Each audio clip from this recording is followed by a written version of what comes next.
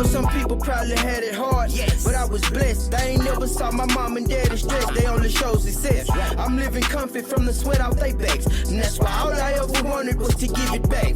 I'm not ashamed cause I was raised right. Nope. I would only be ashamed if I didn't help you fight through the pain, help you journey out the games that your mind played. No matter what, I'm never letting my shine fade away.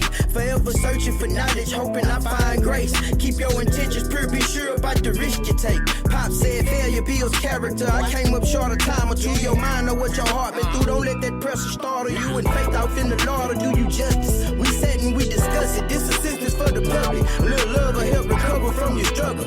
If iron sharpens iron, and let's train out together forever. J.O.P. It's Journey Out Podcast. Welcome to the Journey Out Podcast.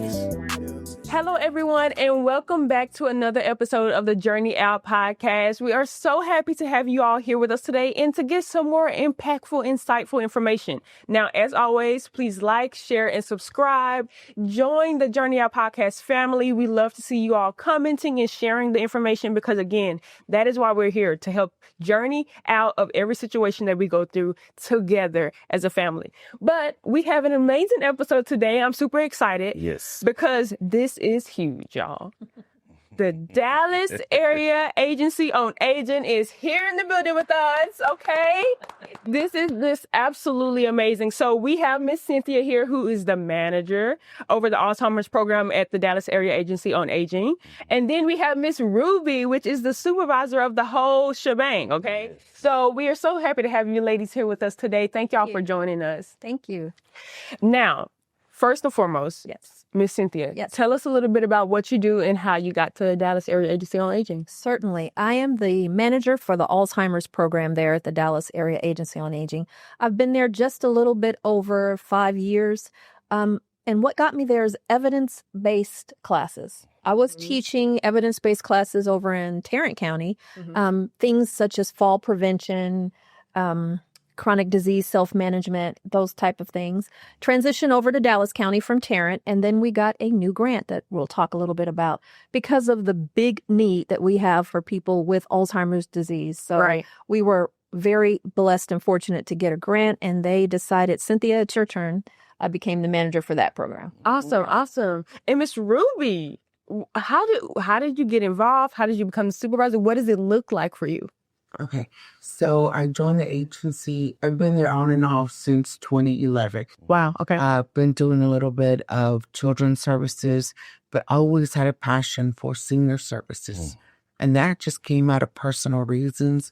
Being a caregiver to both of my periods, I saw the need that seniors had, whether it was simple things like residential repairs, to the bigger things like personal assistance, respite services, home delivered meals, part of our department. So truly having the passion to come back and try to make a difference. Right. And so for you, before we go into like your Alzheimer's program, Rubi, can you just tell me what the mission of Dallas Area Agency on Aging is and what impact you all are trying to make for this county? Yes. So our mission is to increase the independence, the autonomy, the community resources for our seniors, to take them from struggling to truly thriving. Yeah. To take them from situations where they are not even able to make their daily needs. Yeah. Right. To a position where they are their own advocates. Yeah. They know what resources are out there. Right. And they know how what they need. Yeah. What to look for. Right. And then Cynthia, I mean, under that umbrella is that Alzheimer's program. So can you give us like an overview of your Alzheimer's program that is offered by the Community Council of Dallas Area Agency on Aging? So what we want to do there is have like a central hub, a one-stop shop, if you will, for people who need resources, need referrals, need information, need to know what to do, maybe now that they have been given a diagnosis of Alzheimer's disease, or kind of like Rubi mentioned, you're a caregiver of someone who has an Alzheimer's disease or related dementia. If you have that diagnosis, you are already stressed, and now you have questions because, you know, the physician will take care of your medical, but what about everything else? So we want to be that one-stop shop that you can come to to get referrals, get resources, and get your next steps. Right, right. Well, how does the program support caregivers and individuals living with Alzheimer's or related dementias? So there are several ways that we support our caregivers. First and foremost, we are education and we are referrals and resources. So now that you might be a caregiver for someone with Alzheimer's disease, you might need to do some stress busting yourself because that's a tremendous task, a tremendous job that's 24/7. It is. So you have to take care of yourself before you can really take care of them. So we have referrals and resources for like classes, education, and all of this is free. Everything's free. So you might need to come in and get a stress busting class. You might need to find out where is a place that I can get referrals. You might need some respite. You definitely need some respite. Right. So we are able to support caregivers, and then we have community events. And like I said, everything is free. You might need to know what are the physicians in Dallas County that specialize in this. Right. You might want to know where are there services that I can drop off maybe a day hab. My loved one because I need to go and take care of a doctor appointment for myself. You might want to take a class. You want to educate yourself. What is Alzheimer's really? What are the expectations? We can hook you up directly with the experts, and that's the Alzheimer's Association, which we have a really great relationship with them. So that's probably the big way. And before we get to the educational resources, because I know that's a big question that you have, I wanted to kind of piggyback off of that because Miss Rubi, I know she talked about caregiving, she talked about like respite and all the different programs that you have, but that's a part of the bigger picture as well. So kind of go into it a little bit about how you all are helping them residentially, but also helping them as they get into the community. Yes. So like for our caregivers, usually the service that they request the most is that respite service. There's several different in and out and daycare. So for example, I can have somebody come into their home and provide that quality service. And it will be a relief service for our caregiver. Right. They can get out, they can run their errands and go to the grocery store or have time for themselves while a qualified person is there taking care of their loved one. Right. Also, we can do a type of private provider where, let's say it's a loved one that lives elsewhere. They can come in, they can take care of that loved one, but we can pay them to do that. Awesome. And so that really makes them feel good because it's somebody that they trust. Yeah. And then we also have an adult daycare. We have a contractor, Friend's Place, that is in DeSoto, and they are wonderful. Marilyn and their group really take care of our family. Shout out to Friends. Same season, buddy. They're wonderful. They really advocate for their families. They know the type of services, quality services that we provide other than the respite. And so we're able to really have that great partnership for our families. So with that, if somebody is coming for respite or needs some of that in-home care, what are the qualifications or what should they do or how should they start to inquire to ask for those questions? We have a wonderful intake specialist, Mr. Rivera, that they can call our number. Mr. Rivera will walk them through the process of creating a referral. We have a very small waiting list, and he will walk them through and ask like what service you need, all their contact information. And then from there, once it's time for that referral to be worked, one of my care managers, I have 4 care managers that service all of Dallas County. That's a lot of work. It is. Right. And then they're able to reach out to the families. We'll email them, we'll call them, we'll really go above and beyond to make sure that we reach out to them. Right. At that point, then an assessment, just walking them through the services will be provided for them. Right. And Miss Cynthia, I'm gonna go back to you, give you a question. You was talking about the resources and the education. So tell me a little bit about what resources or training does the program to healthcare professionals and families provide? There is a wonderful website that we kind of from the Department of State Health Services, or DISHES, as we like to call them, because we love acronyms. Right. So we have partnered through our Guilds program, which we can talk about a little bit later. And there is a whole list of resources and continuing education for healthcare providers because things are constantly changing when it comes to Alzheimer's and recent updates and what's new and what's working. So we have this whole educational series that we refer our healthcare providers to for them to stay up to date and know the latest techniques. Then there is a separate one for caregivers or people living with the disease. Once again, through DISHES, they have a whole series of things that they can take educational, get certificates, get education, the 10 warning signs. You know, is forgetting where you put your keys the same thing as putting your keys in the refrigerator? What's the difference? So we have all types of and that's online. Right. Oh, no. But everybody doesn't want to do it online. So we do have local community organizations that you can go to. And Alzheimer's Association, of course, is one of the biggest ones, but we have many. There are many. That's the good news. There are several. That's not just one. Right. That we can refer to get, you know, one-on-one. Now, I love that you say that because you're not only speaking to the families and the communities, you're speaking to healthcare providers as well. Because it is a real thing where everybody can be focused on the day-to-day, that sometimes we miss those intricate details that can really make the difference in early detection or things like that. So how does the program promote early detection and diagnosis of Alzheimer's disease in the Dallas area? We take a really public health approach. What you just said, we're looking for the whole community. Right. You know, even if you're not personally dealing with it, you might know someone who is, or you could provide that information maybe to your grandmother or your church group, however. So we're out in the community. That's the biggest way. Right. We have our website is full of information that anyone can access. We are at senior centers and libraries and churches and hospitals teaching our classes.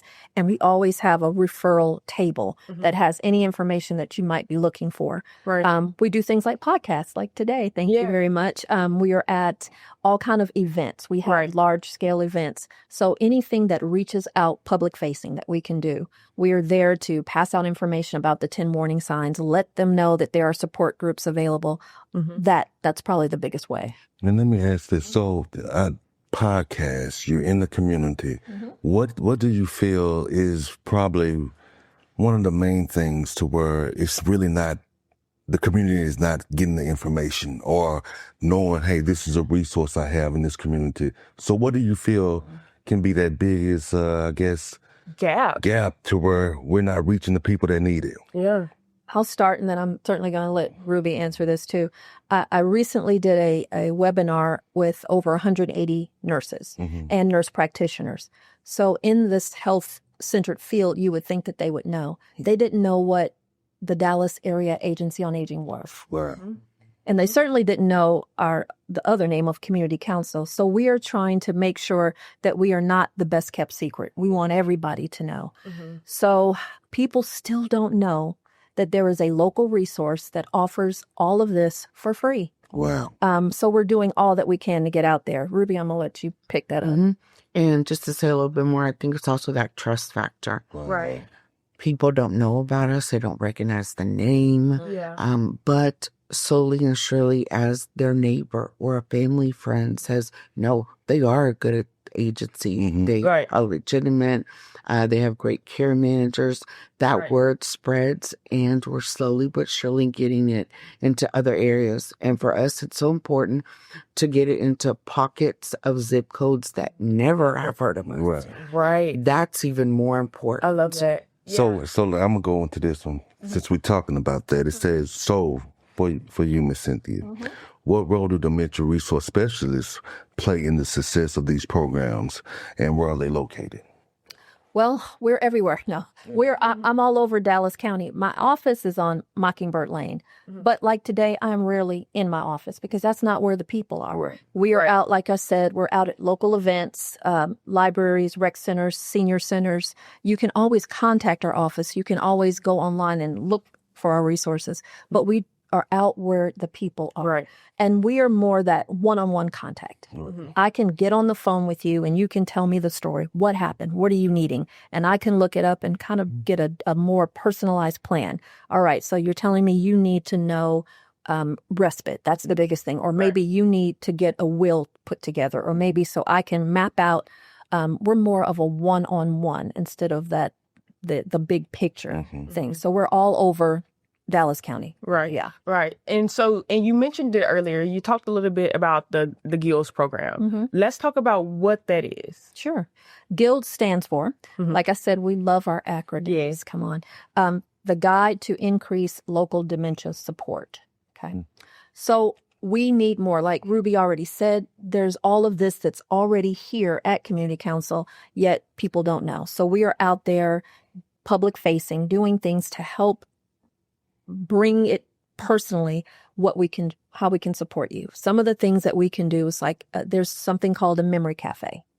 And like Ruby said, there are pockets of our community that are underserved. We'll put it that way.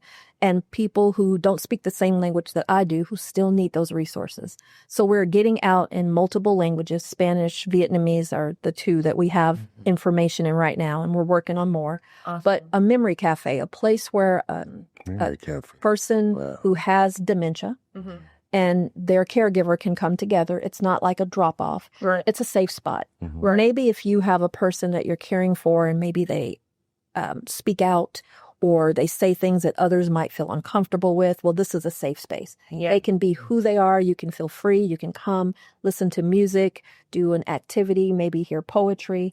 Those are the kind of things that the Guild program is able to give us the funds, because you have to have money to do these things, and get one-on-one, get us as dementia resource specialists out in the community to do. I love it you say that. And so let's piggyback from the Guilds program from your point of view. Kind of how does that program impact like the whole of the Dallas Area Agency on Aging?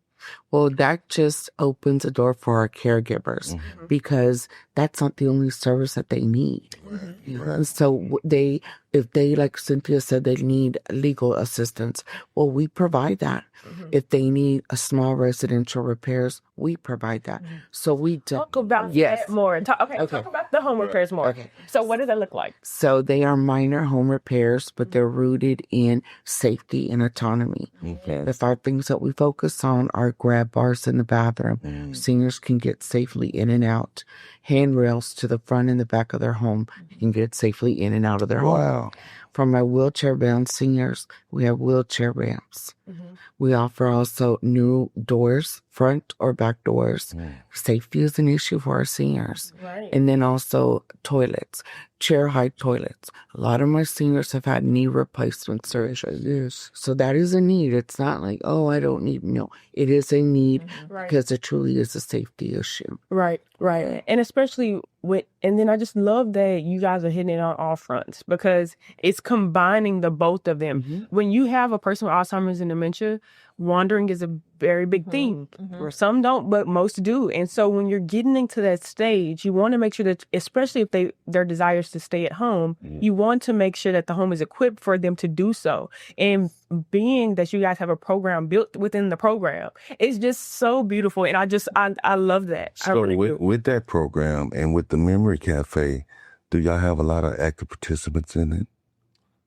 No. Because they don't know about the program. But like Ruby said, we're going to make sure that that's not the case. I'm not ready to give all the details yet, but we're planning to start one in November. The holidays are coming. That's a whole other issue. So we're starting one in November, and I'm going to make sure that you have all of that information, and I'm going to broadcast it everywhere I go. It's going to put on websites and public service and anything that we can do, because we need, there are resources available. We really want them to have them. And speaking of, so broadcasting it and getting out, how has the Guilds program really helped with expanding the services and outreach in the Dallas area? It's now a whole new program of funding. So I was able to create wonderful brochures. We have a trifold. I have a data statistician. I might have even said that wrong. Somebody who crunches numbers, who can give me detailed feedback. No, Cynthia, you need to be in these areas to get the most beneficial effect. I'm able to work with one-on-one with a neurologist. Hadn't had that happen before. As I said, I was able to translate the information into Vietnamese because that's another area where we see a great need. So having the funding to get out now to open a memory cafe, to provide resources, to add a whole new site on our website, those are just some of the ways. Right. Now, from your standpoint, because again, you talked about trust. You talked about it's important to build that word of mouth regarding the program. So share some success stories with us about someone who's entered the Alzheimer's program or someone who had to call Dallas Area Agency on Aging and really, it impacted their life for the better. And their families. And their families, yeah. Yeah. I have one in particular when I was a care manager, a son and mother. His mother was 94 years old, and she had fallen several times. So we provided grab bars, and we did handrails to the side of their home. I can't tell you how thankful that gentleman was. Wow. Just because he said, Ruby, we've never been in a financial situation where we've had extra money to have a contractor come out and do the service. You guys, our services are free of cost. Wow. Yeah. We are not income-based. So when you say that we're not income-based, the families are like, they don't believe us. There's a catch. And Yeah. I said, yeah. Yeah. And until I really explain not just the residential part, but the 7 other services and how we have, 4 quality care managers that speak Spanish and Vietnamese. Wow. So we're really doing that multitude of services to different populations. Right. What about you, Cynthia? You got a success story for you guys? I am thinking of the fact that we're getting ready to open this memory cafe. I was told, different areas of Dallas County, but I was told there was a big need in South Dallas. But there were several memory cafes in North Dallas and others, but none in the South. And that's one of our areas that has some of the greatest need. So now, just within the next month, we're planning to have that happen. So I'm really excited about that. I love the fact that this is not income-based. It's free. It's a free resource. Families take care of their loved ones, right? And they deal with all types of stress because they have to pay the bills, they have to work, some have to manage kids and all these things, but then you have to take care of that loved one, whether it's from Alzheimer's dementia, whether it's just an illness or whatever the case may be.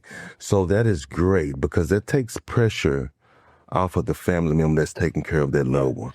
And a lot of more people need to understand that and do this. And too, with that, just to give kind of listeners more information, is there like a wait list with that? Like, what is the time frame for like inquiring about that and kind of getting that resolved? So once our client reaches out to Mr. Rivera, the intake specialist, he'll take down the referral, put him on the waiting list. We are actively assigning cases the first week of every month. Okay. So there's not much of a waiting list. Wow. Even 2 years ago, our waiting list was roughly 5 to 6 months. We cleaned that up. Wow. It's like, okay, the need is there. There should be no reason why a senior is waiting 6 months for a service that's an intermediate. Now, don't get me wrong. We don't provide emergency services, but nevertheless, I think just waiting a month or two is nothing compared, and it's free and it's quality work by our vendors. So real quick, let's go back. So I know you had educational resources and stuff for the providers, right? And the caregivers. So what resources does the provider have? If a home care agency or a free place, adult daycare. What is the resources that they have to connect with you guys? Okay, so that service is, like I said, the respite services that we provide. They have that partnership with us. Okay. So if they have, let's say a family comes into like Friend's Place and they cannot afford that service, Marilyn and their team will reach out to us and they'll say, Ruby, have this family that really has a need. They live in Dallas County. They meet all those criteria. Then we will definitely work together, create a referral, and then assign it to Marilyn. And the same thing with our other contractors. They're quality contractors. It's still a process. They have a social worker. They do their own assessments. But nevertheless, it's still quality and it's free for them so that they can get back to the things that they need to do. What we're seeing more and more is that our caregivers are getting younger and younger. They're still working full-time, you guys, because that's the way I was, working full-time or even part-time, but it still takes a physical and mental toll on that caregiver. It does. So we want to be able to be that advocate for that family and provide some services. Right. And then I really just love how you guys are bringing the community to them. Because honestly, like without that partnership, like Fran's Place, right? Mary Lynn actively knows there's someone here who can support, right? Because of that partnership within that community, you're able to still help. It's like just a bowling ball effect. And so I really love that because most times what you see is some of these agencies, we're just going to go out here, we're going to use them, and we're going to go do this. Like, it's a full-blown integration, and I love that. And also with that, if someone calling that's taking care of a loved one that need these services, if we say, okay, here go the services, they still don't know how to act on those services. So those partners and those people that are contracted with you are beneficial that's in the community. And let's say that they visit, like we said, Maryland, but they don't necessarily need that respite. They need a chore service, which is cutting of a tree. Or they are struggling to pay their electric bill. She knows the other services that we provide. We all work hand in hand together. Love that. So it really is a nice thing. Now, tell me this. So I personally know of the Dallas Area Agency on Aging and then the Tarrant County. Are they in major hubs for people to access them, or what does that look like? Yes, they are. Every large metropolitan county has an area agency on aging. It might be called something different. So we're very blessed that in this metroplex, there's the Dallas Area Agency on Aging. Tarrant County has theirs. Then there's the North Central Texas Council of Governments. So we have 3 big ones. I might even be leaving somebody out. So no matter, let's say you're not in Dallas County, that doesn't mean you can't get the services. They are available. Yes, I love that. And that's the biggest thing because, I mean, let's talk about the impact of this podcast. We have people in the UK watching us, right? And I don't know nothing about the UK, but I know that if we have people of all demographics watching, they can access it anywhere. And that's just the point of the whole goal is being a resource. Exactly what y'all doing and sharing. Wow. Yes. So last question. How can listeners get involved, or can they reach you all? How can people who may not need the services now but want to support you all, how can they just get in touch with you guys? You want me to take that? I'll begin and I'll bring it over to Ruby. So the probably the easiest way is to go on our website, and that's ccadvance.org. Did I say that right? Yes. So once you get there, you can see everything that we do. If you want to drill down to the Alzheimer's disease program, there's just the tab over there that says caregiver, and click on that, and then you drill down to me. Our phone number is on there, the number that Ruby talked about for our counselor or intake. My number's on there. You can reach out to us. Although we're out in the community a lot, there's somebody there to answer that phone, or you can go online and get that information. Yeah, absolutely. Yes. And the website is really, it talks about the specific services we have. So it may not necessarily be something that it's in our department, but we have home delivered meals. We have benefits coordinators that can talk about Medicare and Medicaid and Social Security. Cynthia's program. And then there's also another department where they focus on a little bit of the younger population that need like career guidance. So there's so many wonderful services on that website. And then of course where you need us, our information's on there as well. I want to ask one more thing. What would you say to that person, that family member that's taking care of a loved one, or that person that need resources that y'all will have? What would you tell that person? This is your chance. What would you let them know? Key piece of advice. Key piece of advice. Wow. I would like them to know that they are not alone, that our agency is there, that we have qualified care managers that will be their advocates, that can guide them to the process.